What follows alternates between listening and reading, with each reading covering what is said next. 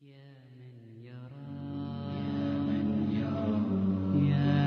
يرى مد البعوض جناحها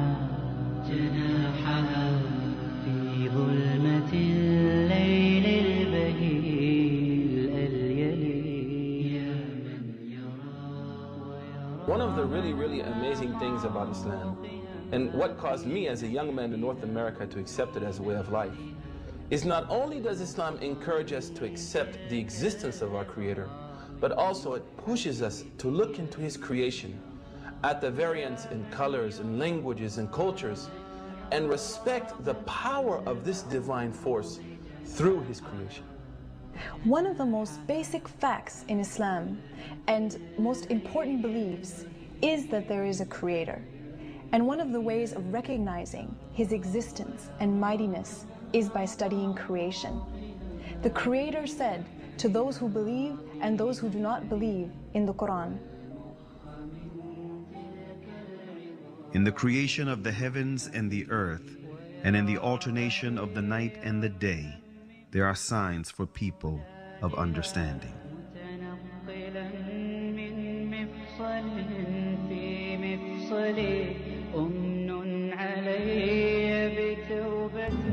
After deep thinking, many ancient and modern philosophers reached the fact of the existence of a supreme being who created this universe and is maintaining it continuously.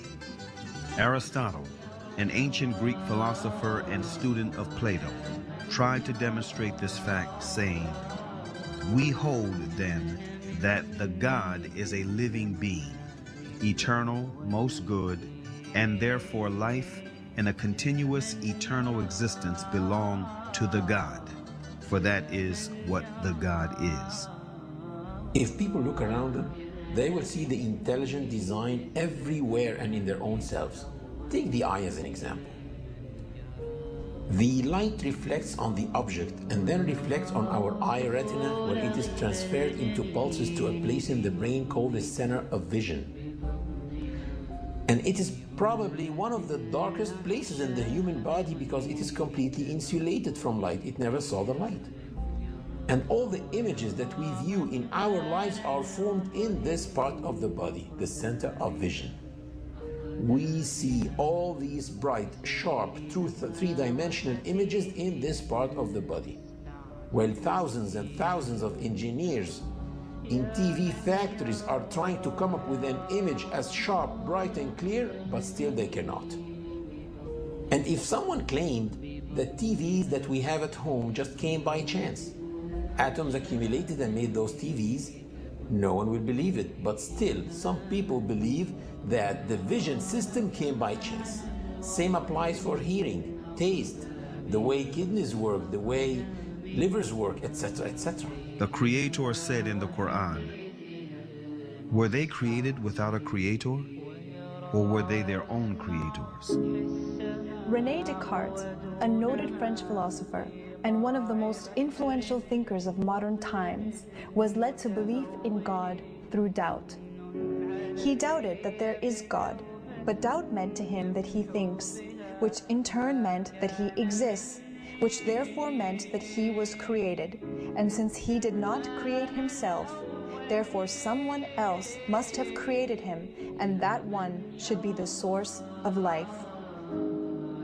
Can I be the author of my being? Or can I conserve myself at the present time?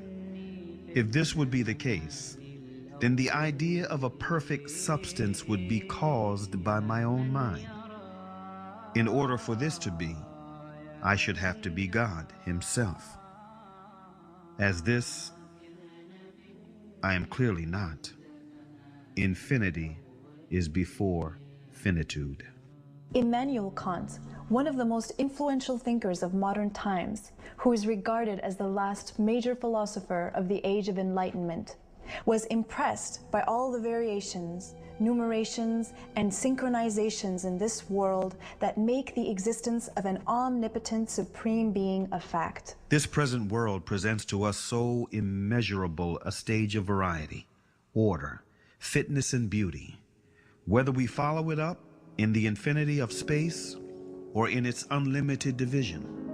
That even with the little knowledge which our poor understanding has been able to gather, all language, with regard to so many inconceivable wonders, loses its vigor, all the numbers their power of measuring, and all our thoughts their necessary determinations, so that our judgment of the whole is lost in a speechless, but all the more eloquent astonishment. And in another message which encourages people to reflect upon the signs of the Creator in the universe and in themselves, the Creator says, "We will show them our signs in the universe and in their own selves, until it becomes manifest to them that this is the truth." Bring 12 marbles, number them from 1 to 12, and then put them in a bag, shake the bag and close your eyes and pull out marble number 1. And then pull them all out one by one. Do you know what is the chance of doing that?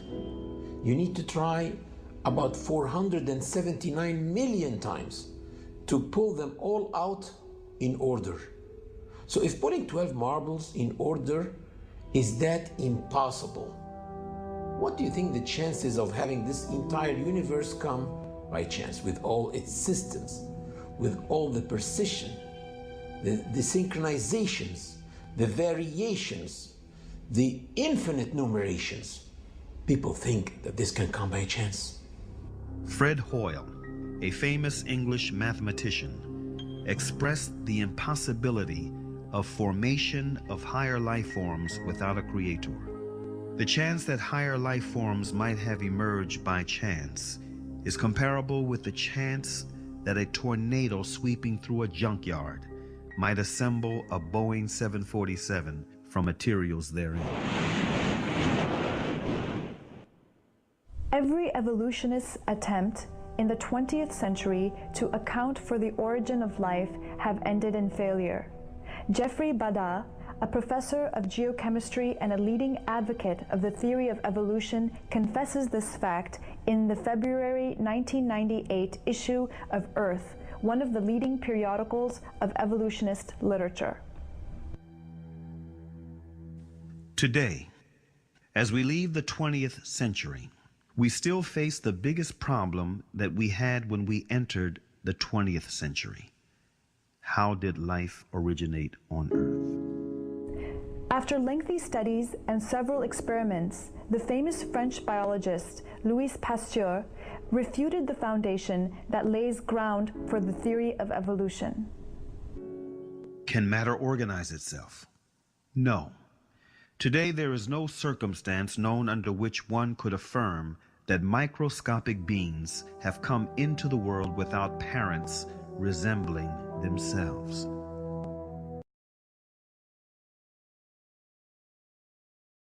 رب السماوات والأرض وما بينهما فاعبده واصطبر لعبادته هل تعلم له سميا ويقول الإنسان أإذا ما مت لسوف أخرج حيا أولا يذكر الإنسان أنا خلقناه من قبل ولم يك شيئا أولا يذكر الإنسان أنا خلقناه من قبل ولم يك شيئا أولا يذكر الإنسان أنا خلقناه